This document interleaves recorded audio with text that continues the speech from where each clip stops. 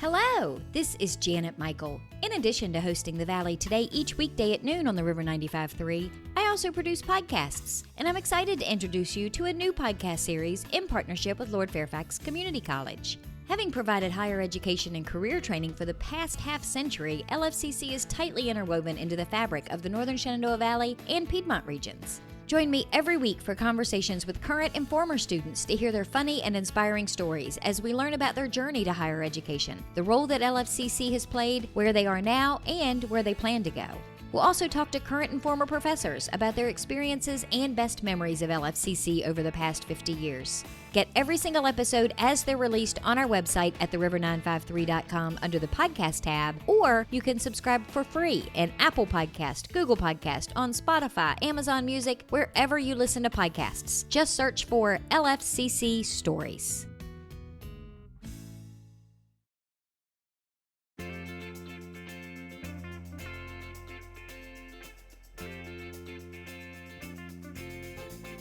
Hello and welcome to The Valley Today. I am your host, Janet Michael. Happy Tuesday as you are listening to the show today. It is Tourism Tuesday. We, however, have pre-recorded, as is usual, I'm afraid, on the Zoom screen.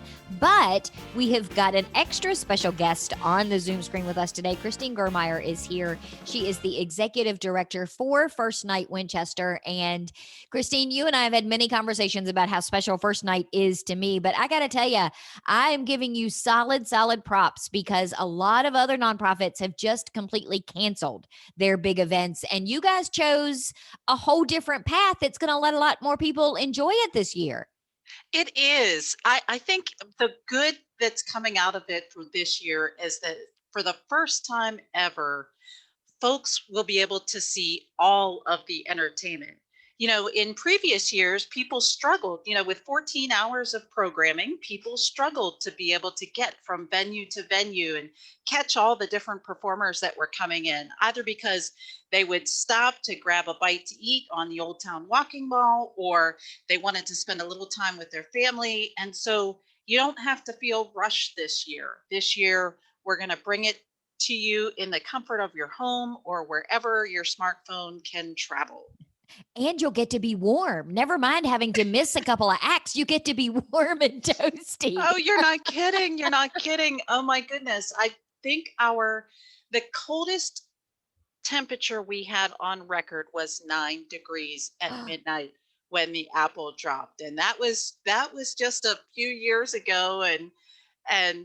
So yes, to be able to be nice and warm, dry inside, out from the elements. We've always been so weather dependent. This kind of event has always been a weather dependent event. And so we're feeling almost out of place a little bit because we don't have to worry about the weather. And I've heard it under good authority that all they're expecting on Thursday is rain. Yeah. Lots and lots of rain. So, you sort of like wipe the forehead dry, like whoosh, thank goodness we'll be indoors. Celebrating First Night Winchester this year will have no umbrella required. That's right. No umbrellas, no scarves, no hats, hand warmers, all of that. You can keep that tucked away in your closet and just kick back in your recliner. Put it on the big screen television because you'll be able to view it through YouTube. And so, it's however you want to set the scene this year. I'm curious to see after the event is over if you have any diehards who still go out to their deck or their front porch and watch some of it on their phones in the night air because that is their tradition. Right. I don't know. It'll be curious to see. I can tell you, I won't be one of them, just so we're clear. I will be watching it, like you said, on my sofa, puppies around me, and on the big screen of the television. Oh, wonderful. So before we get into the weeds about how different it's going to look, give me a little bit of history. When did First Night Winchester get started? What has it been traditionally in the past? So it started back in 1987. That was the very first night for Winchester. And there's a brief history about First Night and how it began for Winchester in particular that we'll be showcasing on New Year's Eve. And it's Kathy Naranjas sharing her story about how and why First Night Winchester came to be. And so we're excited to share that on the 31st. Uh, so it began, I want to say, back in Boston nearly 40 years ago, because this year we're celebrating 34 years, and we are now the third oldest of the first night still in existence. This year in particular was very hard, very challenging. If if you were a first night and still making plans to um, move forward and pre worldwide shutdown, uh, you were already facing challenges, and most in part because there were financial challenges that you had to overcome to present this kind of programming. And there were a half a dozen of us that back in the summertime actually began to collaborate with one another, and we were sort of cheering each other on, offering each other encouragement and support to keep moving forward with our traditions. There were a handful of us that said we can't see these traditions just go away because of a pandemic. We have to reimagine ourselves. And so that's what we've done. And I think it's important too, because sometimes when you do say, okay, we're not going to do it this year because of the pandemic, it is that much harder the following year to start it back up again. So, just even if you're changing everything, losing that momentum sometimes is even more of a death knell than whatever it was that caused you to have to cancel it in the first place. Right, right. And I think we wanted to make sure that we were, the hope for us is that we are live in person for 35. We want to celebrate 35. And so we had to keep this momentum going. We couldn't just give up on the idea. You look at you if you're looking at the entertainment industry and how they adapted having to play in this virtual environment, we had to do the same. We had to take whatever steps we could to do the same. And so we think we've done something for this year, something that should be pretty exciting and fun for everyone. Do you think that was a little bit of a help when you decided to make this pivot? Which, by the way, I'm giving you the Pivot of the Year award because, like I said, to be able to pull this thing off completely virtual, I think is definitely a star at the top of the tree. But do you think that all of the other musicians that had the spring and the summer and the fall to figure it out themselves so they could still perform, do you think that helped you a little bit because they already kind of had down how they could do it and that wasn't something you had to figure out on your own? it it did. That was, if there are any advantages out of this, you know the shutdown began in March, and we ourselves paused, thinking, in a couple months we'll be back up and good, and everything will be back to normal. And so, April passed and May came along, and in May we actually did get together and we said, okay, how's everybody doing? We just really were checking in on one another, because that was a long time to be away. And so we got back together, made sure everybody was good, and it was the questions began. What do we do? Are we doing something? How do we plan? Because usually May, June is we're securing our acts at that point, and we've got contracts saying you're going to be in this venue and you're going to appear 3 times, and this is how it'll work on New Year's Eve. And so it was really, well, I think we need to wait and see. I think we need to start having some serious conversations about whether or not, number one, we can have any kind of in person, whether or not it has to be a limited in person. And if it does, because we're still looking like this in December, what's it going to look like? And what kind of manpower is it going to take to pull that off? or do we start thinking about the idea that we should go virtual? And in those early conversations, it was no, no, we can't go virtual. We can't go virtual. And then the summer months came and went, and with the summer months, there was that things were starting to get worse, and it really became, okay, folks, we need to get serious now. What are we doing December 31st? What's it going to look like? And it was, we should go virtual. We should go virtual. We should give it a try. If we think we can do it, let's give it a try.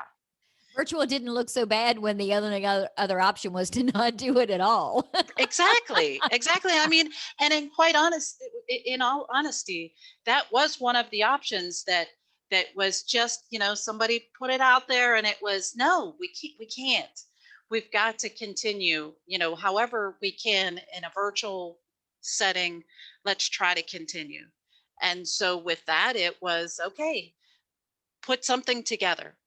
And the response from the performers was overwhelming, because when we reached out to them and said, we're looking to do a virtual event, we need your help, and we want to support you, because we didn't get to 34 years without all of you and our members in our community, and the people that have been attending year after year. We couldn't have gotten to this point without you all. And so we're in a position where we can help you, because you inevitably have been impacted by this in such a significant way. And there were performers who had said they had lost hundreds of gigs because of the closure. So when we were reaching out saying, look, it's not a lot, and but whatever, we'll do what we can to support you if you can help support us just by sharing your talents. And and really, that we, because of that outreach and making those connections, we're able to present a full day of programming. It's not 14 hours worth, but it's just about 5 hours worth of programming that we were able to bring together for the community at no cost. At no cost. Well, let's take a quick break. When we come back, I want to get into the weeds on that. I want to know what kind of programming you're going to have. And I know you just said at no cost. That doesn't mean we can't help and donate anyway. And it also doesn't mean at no cost to the organization itself. So can we talk about all of those things in the next segment? Of course. Okay. Of course. We are going to take a quick break. When we come back, we are going to continue our conversation with Christine Germeyer. She is the executive director for First Night Winchester. The event is going to happen this year. It is going to be 100% virtual. You can get all of the details at firstnightwinchester.com. We're going to come back and get some of those details ourselves from Christine in just a couple of minutes. Got a financial decision to make or a goal to reach, but you don't know where to start? You've come to the right place. Introducing Quick Money Chats with the Northern Shenandoah Valley Financial Education Program. Visit tinyurl.com/quickmoneychat to schedule a virtual chat with a staff member or trained volunteer. We won't tell you what to do, but we will give you the tools you need to choose wisely. And because Virginia Cooperative Extension is part of Virginia Tech and Virginia State, your land-grant universities, you can be sure that our information is credible and trustworthy. And you'll know that we aren't trying to sell you something. Maybe you want to improve your credit score, or reduce your banking overdraft fees, or even figure out if you can afford to buy that car. Sorting through tons of information on the internet can be overwhelming, and sometimes it can be hard to know who to trust. Schedule a Quick Money Chat and get the information you need to take action. Go to tinyurl.com/quickmoneychat and get financial education personalized for you.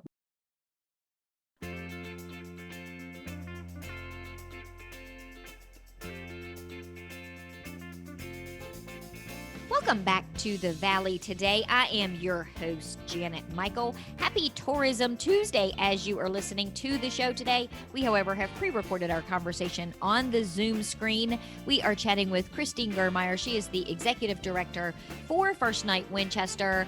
And again, as we're talking, if you want details, firstnightwinchester.com is the easiest, best first place to go. So, Christine, we talked in the first segment about the history of First Nights across the country, and then specifically in Winchester Winchester and how you guys had to make like the pivot of the year to be able to pull this off 100% virtual. How is that going to work? Where do people start if they want to participate in some way in First Night Winchester? I would say the easiest place to begin is to go to our website, firstnightwinchester.com. As soon as you land on the homepage, you're going to have two viewing options. You can either view this through YouTube, which is probably going to be the preferred platform to utilize because with YouTube, if you've got a smart television, you can stream it on your smart TV. The other alternative is to do it through Facebook. Either platform, it's your preference. Also on that homepage, you're going to see the option to download the First Night Winchester 2021 program. And that program outlines for you what the day is going to look like. And so we start at 2:00 in the afternoon with the virtual experience. Now, prior to that, the Museum of the Shenandoah Valley is going to be open. The Shenandoah Valley Discovery Museum is going to be open. They have with the Discovery Museum, they have pre-registration that's going to be required, and they have limited ticketing available, but they're going to have their New Year's at noon celebration. So they'll be open from 10:30 to 12:30. And then the Museum of the Shenandoah Valley is going to be open from 10 a.m. to 5 p.m. And they're asking for donations. Masks are required, and they're going to have hat making kits available to folks who show up while supplies last, of course. Cool. And that gives you a little bit of that in-person activity that people have come to love at First Night in years past. Correct. And then who are you going to have? What kind of performances are you going to have? Oh my. So in the first part of the day, beginning at 2:00, it's going to be children's programming that's probably going to run a little more than an hour.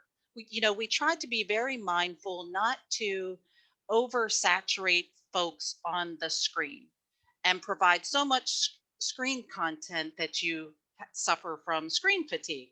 So, and with the kiddos in particular who've had to move to online learning as a preferred method, so we thought we'll just do these little segments. So from 2 to 3:30, kids can come in. They can watch a magic show. That's going to kick things off. So Kevin Spencer with Hocus Pocus is going to do a magic show. Then after that, we've got barefoot puppets who are going to teach kiddos or adults how to make noisemakers. I'm sure then parents are going to appreciate that. That's right. And we've also, so Kevin Spencer's also, he's going to be woven into the children's programming, and he's going to teach kiddos how to do specific magic tricks. And so it takes him about 1 to 3 minutes to teach a specific magic trick. We're also bringing back Reptile World. Michael Schwedick, who, we see him as the Mr. Rogers of reptiles, he's coming back and he's doing a demonstration.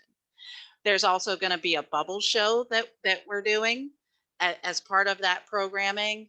And then the barefoot puppets created a nice little New Year's Eve send-off for the kiddos. It's really adorable. You'll have to check it out. After that, we're going to take a break. We're going to take a short break, and we're going to pick the programming back up at 4:00 so that we can do our celebration of the arts. And it truly is a celebration of the arts. We're going to include the Latin Ballet of Virginia. We have the Jack Dunlap Band, who's a local performer. In fact, they were one of the first to answer the call when we were reaching out to our performers to say, do you think you could do something in a virtual environment? And, he sent us his video right away, and we were just so thrilled. And, and the momentum just kept going with the rest of the performers. But we've got Andrew McKnight, who's going to do storytelling. We've got the Daniel Kelly Second Trio, who they're a group out of Shenandoah University. They're a nice little easy listening jazz band. Then we'll have Mark Nizer, who is this world-renowned juggler, and he's going to do all sorts of fancy things with the screen. And then we have another duo called Dong Shi, and it's an East meets West uh, piece that they've presented for us. And then we're going to feature Spontanea Band, which is a local group from out of Handley High School. And so that concludes our 4 to 6 o'clock segment, which we've said is Act 2. So our children's programming is Act 1. This is Act 2. And then we're going to take a 2-hour break. And we're going to pick things back up at 8 o'clock. And at 8 o'clock, we're going to have a message from Mayor Smith. Kathy Naranjas is going to share her story about the history, a brief history of First Night Winchester.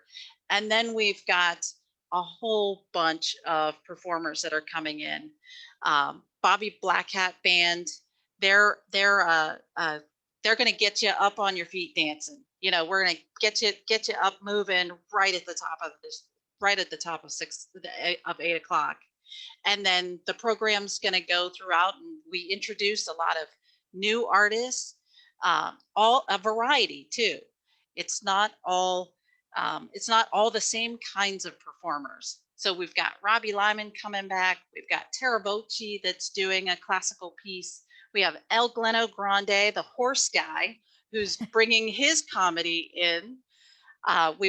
We're featuring Tracy Weigel and Chris Matthews, who's a new performer this year for us. She's got a tribute song to the late John Lewis that she's performing for us. We're bringing back Mean Mary. We've got Illy Amy, which is I Love You and I Miss You. They're a new group that we're bringing in. We have Joyce Kwan, who's joining us for the very first time, all the way from Los Angeles, California. And she is making her world debut of a song that she created just for us. And then we're going to close out the evening with a little bit of comic relief. We've got Carla Ulbrich coming in, and she's going to send us off laughing. Of course, we'll be joined by Barry Lee and Katie G, giving us their messages of hope. And that's what our Act 3 is entitled, Messages of Hope for 2021.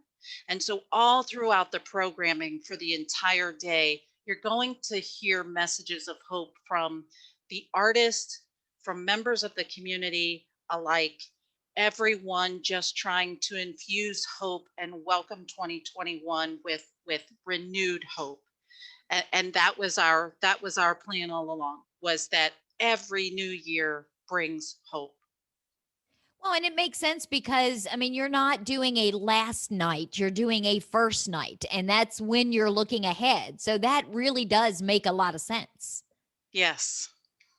So you mentioned in the first segment that this is all completely free to viewers. Obviously, because it's on Facebook and YouTube, anybody can log in. You don't necessarily need to have paid in advance, but that doesn't mean we can't. If somebody wants to make a donation, is that an option for people this year? Absolutely. Absolutely. And we would certainly welcome that. People can make a donation on our website at firstnightwinchester.com. We have a donate tab that you can, it's just takes 2 clicks and you can make a donation of any amount. And we would certainly appreciate that. It's going to help us get to 35. And then how did the sponsors take it? I know sponsorship is a big part of being able to put on this event. Did your sponsors understand the whole virtual idea, and did they stick with you through the whole process?